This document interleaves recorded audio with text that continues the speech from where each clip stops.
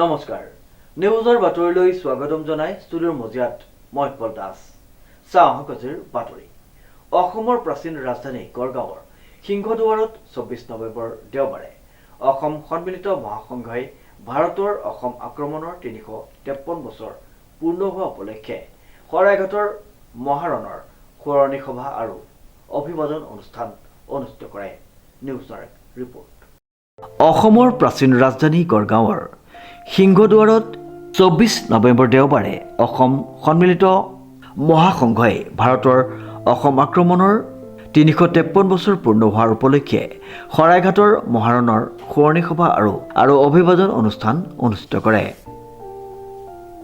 আজি শৰাইঘাটৰ যুদ্ধৰ 353 বছৰ পূৰ্ণ হ'ল।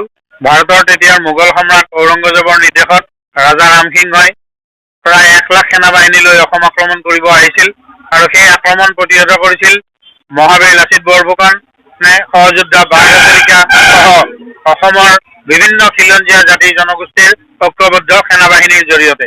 আৰু সেইকাৰণেই আমি সেই আমাৰ স্বাধীনতা ৰক্ষাৰ কাৰণে মৃত্যুবৰণ কৰা সেনানীসকলকে আমি বিশেষ অভিবাদন কাৰ্যসূচী আজি আমি পালন কৰিছো। ভাৰতৰ আক্ৰমণকাৰী পক্ষৰ প্ৰতিচ্ছবি উন্মোচনৰ জৰিয়তে আৰু আক্ৰমণ প্ৰতিহত কৰা আমাৰ মহাবীৰ লাচিত বৰফুকন আৰু তেওঁৰ সহযোদ্ধাসকল লগতে সৰু সৰু ৰজা যিবোৰে লাচিত বৰফুকনক শৰাইঘাটৰ যুদ্ধত সহায় কৰিছিল এই সকলোৰে আমি নাম সম্বলিত প্ৰতিচ্ছবি উন্মোচন কৰিছো।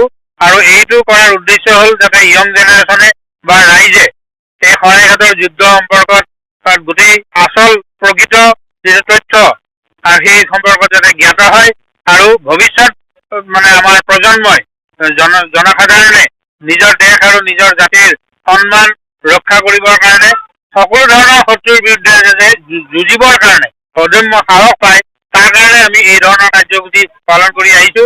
Bureau report news now.